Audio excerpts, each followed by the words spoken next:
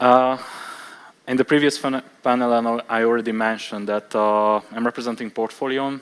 We are a financial investor, meaning that we are doing venture capital and private equity investments as well. We are based in Budapest. We are part of OTP Group, one of the largest institutions, financial institutions in the region. We are having 25 people who are love to work with us, and hopefully by the end of the presentation you will understand that why I'm saying that. We are covering the region. We are always saying that we are investing from the Baltics to the Balkan, and we are searching for technology and knowledge-intensive companies who are there to be regional or global leaders in the coming years, of course, with the help of us. As I previously mentioned, we are investing between 0.5 up until 50 million, because we are investing in pre-seed and seed companies, and also later stage or even private equity type of companies when we are buying out somebody. The most important thing what I wanted to tell you today is that the scalability and the international expansion is the most important part of a professional investor entering into a company, and to see that the company is able and ready to do that. Of course, this sentence is easier to tell and read than to execute. There are two ways to actually go abroad, become an international player. One is organically, the other one is non-organically. That's a surprise. Non-organically means that you are not developing your own company. You are not hiring people to enter new markets, but you are entering new markets via acquisition. Acquisitions means that you are buying somebody because you believe that it is easier for you to enter a new market with the help and with the knowledge of an already existing company. The thing is, what many founders are missing, that these two things need to be comparable. There is investment case for both organic and non-organic growth. The investment case need to be pre-calculated, need to be measurable, accountable, underpinned with calculations of money, time, effort, and feasibility. These are the things which most of the people are missing, because they believe that, you know, having an acquisition abroad, it's such a mess thing. It's just too much for a company. But having a real underpinned organic expansion is a pretty similar thing. The main point here is that you need to know that these two things need to be measurable and need to be comparable to each other. I just would like to say some few words about when we are talking about acquisitions, and of course, we are sharing the same things, that if you are having a company who would like to go abroad, or you are having a financial investor who is trying to do a buy and build strategy, what are the sort of symptoms what we are searching for on a potential market, in a potential company, whether it makes sense to go abroad and to make this buy and build strategy or not. First thing is, of course, you need to have a good platform company. Good platform company, the definition of a good platform company means that there is a really good management in the company.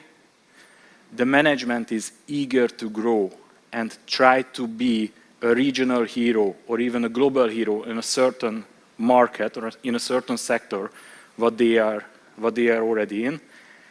And in this company, with this management, there are operational issues, there are financial and operational models which can be repeated, which are underpinned, which are rock solid for further expansion and further acquisitions. And the IT base of the company need to be prepared well for implementing such a transaction, such a big step for a company. if we are talking about the platform company, and we believe that developing via acquisition is a good idea, then of course we need to have the add-on acquisition opportunities. How an add-on acquisition can create value even for a platform company. I'm telling you the truth. It is not only giving value for the platform company, but also for the add-on company as well, because both of the companies in this thing will have lower customer concentration, will increase the size, will increase the market power. When we are seeing a larger company, when we are having discussions, having bargain with our suppliers or clients, size unfortunately still does matter, which underpins the sort of buy and build strategy. Of course, we are talking about revenue synergies. Of course, we are talking about cost synergies. Honestly, what I can say that these synergies are always overvalued in a transaction, and I think that our job, I mean the financial investor's job, is to make these revenue and cost synergies realistic enough to go further. The last point here is that we need to have good chemistry with the two managements. International statistics say that cultural differences are the most important issues why acquisitions and mergers are falling apart and creating such a mess in a company. From the symptoms, when we are talking about, we identified certain things when we believe that it not makes sense to grow via acquisitions and to implement a buy and build strategy. Of course, if your markets are overlapping already, it doesn't really make sense. If your product is overlapping, which is the most important issue, it not make sense to make a buy and build, because there will be no synergies at all. If you are on a market when the cards are already played out, there are only large companies, the sort of competition is really dependent on the prices, it's not make sense to go abroad, because at the end of the day, you will trying to play only a sort of multiple game, which means that you are trying to buy somebody on a very low EBITDA multiple, and you are trying to, believe in that after few years, this multiple will be higher. When you are doing a transaction, when you are doing an acquisition, the acquisition is 5% of the whole deal. The integration part is 95% of the whole deal, and it doesn't make sense to spend effort, time, countless hours of discussions on this thing unless you are able to do a good integration. And without that, this sort of multiple game, what we are saying, solely multiple arbitrage, doesn't make any sense. Another point is if you are already missed the train. If you already missed the train, meaning that there is massive concentration on the market, and you end up with a Restly on the market, and those companies who were well performing and who were really interesting to acquire already gone. These symptoms shows that the sort of buy and build strategy and to grow via acquisitions is not a good idea anymore. We at PortfoLion have few companies and few cases where we were able to successfully implement a buy and build strategy. FinShape is the first one. It's a digital banking solution company which was created by the merger of two very successful companies, one in Hungary and one in the Czech Republic. The headquarters are in different countries. Of course, it's a good thing, but added to this, they are covering almost 25 countries already, and none of them were overlapping. That was one thing why we decided to go on that road. The other one is that although we are talking about digital banking solutions, which is covering almost everything right now under a banking operation, the first company was a front-end developer, the second company was rather a middle layer or a back-end developer. Both of them are trying to enter the field of the other one, and they together decided that it not makes sense to spend enormous money on capex to build up something what the other company already have, but to merge together and create something which will be more interesting, more valuable, and honestly, more exitable in the coming 3-5 years. CodeCool is an educational technology company, new generation educational technology company, which is a product, which is a full stack developer product, 18 months. It's a really nice educational business, and it's not a boot camp. Software development agency, it's a Polish company. They are providing boot camp trainings to people.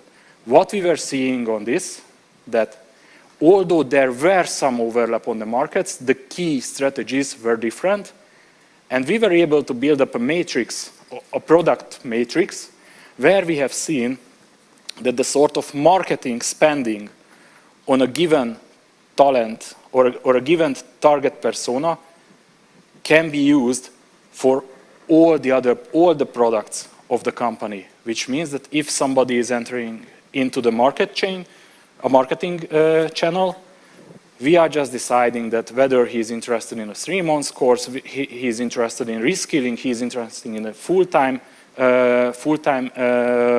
development course. All in all, it made sense, not because of the geography, because of the product, cooperations and product synergies. Szalás.hu, it's an online travel agency, one of our favorite companies, or used to be one of our favorite companies. It's a classical buy and build story, 100% owned by PortfoLion. We bought the company back in 2017.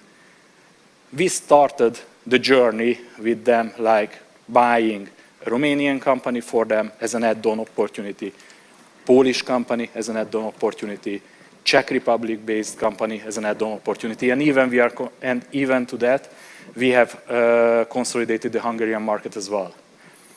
With these companies, we have built up, behind Booking.com, the largest online travel agency in the region, and in 2022, we have successfully sold it to Wirtualna Polska, one of the largest media houses on the Polish market. And I think the most interesting thing is actually here that how it was perceived, that what's the value of this buy and build strategy. As you are seeing, there are some certain blocks. There is an enterprise value at the very beginning where we bought Szalás.hu. There was a value creation through organic growth. Of course, there was product development. Of course, there were developments on the markets and things like that. Added to this, we bought companies with the products they already had, and we were able to enhance again the value of Szalás Group with the product acquisition. But the most important thing, and the biggest block here, as you are seeing, is that we have created a company which is already international, which is scalable, has a massive diversification, simply because of the market and the product diversity. The management showed to everybody that they have the good track record of acquisitions, and even further, they have very good track record of integration. These were the most important items for Wirtualna Polska when they came to us and they wanted to buy Szalás.hu. The key lessons what I wanted to tell you is that it make sense to involve a financial investor into your company? Yes. Will you be diluted? Yes. Will there be a partner in crime with you? Yes, definitely. But will this partner help you increase the company faster and develop faster? Of course, yes, because that's what VCs and private equities do. We are the boosters of the economy. We are the ones who are pursuing scaling, who are pursuing revenue potential, and who are pursuing extraordinary growth in each and every cases. Of course, it's good for us because, you know, we are there to make money, but definitely it's good for the management and the founders with whom we are working together, because we are helping them to make their passion come through shorter time. Thank you very much for your time.